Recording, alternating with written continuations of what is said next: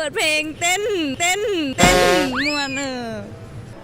อันนี้ก็แล้วแต่เนาะกันเฟ่ๆก็หารกันให้แฟนเป็นคนจ่ายถ้ามีบูธเบียร์นะโอ้ยแน่นอนไป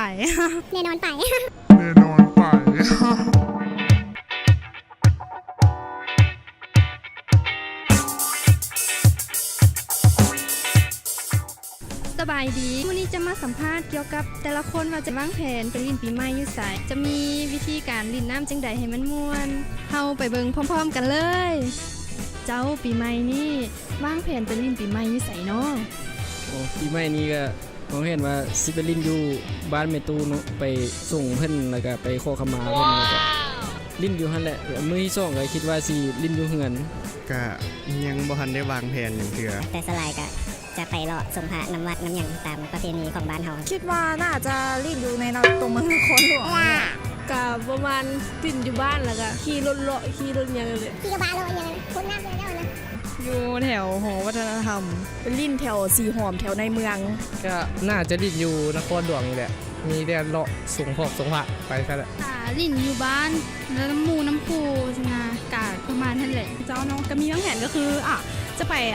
ส่งพระกับมูหลายๆคนเนาะหลังจากนั้นก็ส่งพระมาแล้วค่ะมีการทำน้ำกันบนประมาณนี้แบบนึ่งเป็นเสือแกงเนาะแบบนี้แบบลิ้นแบบเต็มที่ทาน้ำแบบแบบรู้สึกว่ามันดีมันนัวดีแบบนี้เนาะแต่ละปีก็แบบนี้ปกติก็ไปแบบส่งน้ำมาแหละถ้ามีบูธเบียร์นะแน่นอนไปถ้ามีบูธเบียร์นะแน่นอนไป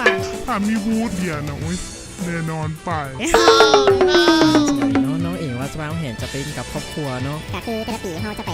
รอสมภากันให้ครบกวัดเนาะแล้วก็จะมาเล่นกันที่แคมป์ทางที่บ้านมูเนาะที่เส้นทางแบบแบบสีเมืองโบแบบสีแบบคนมันจะหลายดีแบบมวนมันกันสิกลับบ้านไปโรงเรียนไปลินบ้านมูอยู่วังเวียงมาไปลินอยู่วัดพระบาทคุณสันแล้วก็กลับบ้านแล้วจะลิ้นน้ำจังใดให้มันม่วน ลิ้นน้ำครอบครัวกับญาติพี่น้องแบบว่าเป็นคล้ายๆจะเป็นการแบบรวมสวัสดิ์ปีใหม่ครั้งหนึ่งกับนี้เท่านึงเนาะแล้วก็รวมญาติกันนี่แหละน่าจะมวนสุดละลิ้นเดียวสาดค่อยๆเฮียงโกลิ้นเดียวเพื่อนลิ้นเดียวอย่างกินน้ำมือหลายคนจริงมวนคันอยากลิ้นให้ม่วนก็มีเตยสูโยนผมโยนยังใส่กันเอาน้ำสะอาดหดใส่กันบ่เอาน้ำสีน้ำเพื่อนมาลิ้นเป็นปลอดภัยกับหดน้ำธรรมดาน้ำกันบริน้ำสีเนี่ยน้ำที่สะอาดนะกับเปิดเพลงเต้นเบียร์ไม่รู้เบาเลยล่ะ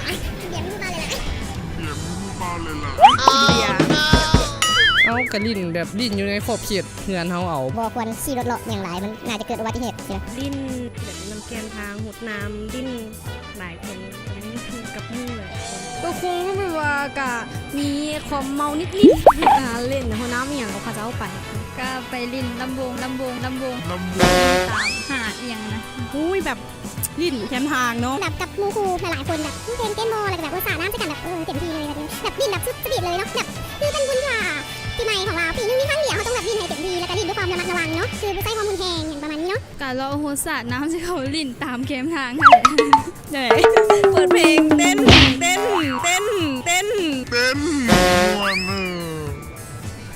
ยังมวนเนาะเขาต้องลิ้นแบบแบบระมัดระวังเนาะแบบคือเวลาสาดน้ำเขาต้องแบบคอยแบบไปขออย่างอันนี้เป็นก้อนบ่อย่างเราจะคอยสาดไว้ว่าเราจะสาดไปประเดี๋ยวเพื่อนเกิดอุบัติเหตุเขาบดความมวนเลยอุ้ยล้มเดี๋ยวสิเขาบดบรรยากาศมวนละเสียนะถ้าว่าไปลิ้นกับแฟนจะให้แฟนเป็นคนจ่ายบ่หรือว่าจะเป็นคนจ่ายเองหุ้ยแน่นอนเขาต้องโจ๊กเขาจ่ายเองก็ได้เฮ้ยยกมาจ่ายนี่เอาประมาณนี้เนาะตัวนี้ก็ธรรมดาก็เฮาจ่ายอยู่แล้วเนาะแต่ว่าคิดว่าน่าจะไม่ได้ไปบ่มีแฟนเนาะจ่ายเองนะอันนี้ก็แล้วแต่นะ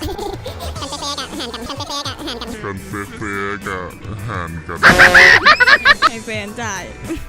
กระจายน้ำกันถ้าเรามีกระจายให้คนเขามีเรากระจายให้จ่ายเรากันเสียกันไปเขากับลูกผู้ชายเขากับใจอย่างนี้ว่าก็ออกเงินกันเสียกันไปนะตอนนี้อันนี้เขากะต้องแบบเขาเป็นแฟนกันเนาะเขาต้องแบบสปอนเขาต้องหากันอยู่แล้วแหละเฮ้ยเขามีโบที่เขาใจก่อนก็ได้เขาแฟนไปเท่าน่ะเจ้าใจสิก็ได้ให้แฟนเป็นคนจ่ายการเสียกันเนาะลูกพื้นนะ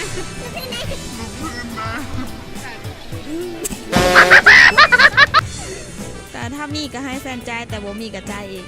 ต้องแชร์กันเพราะว่าอันนี้ก็คือคันเขาจ่ายเองกับโมเมนต์แล้วค่ะเราก็จ่ายเองกับโมเมนต์ให้กันนะต้องเก่งใจกัน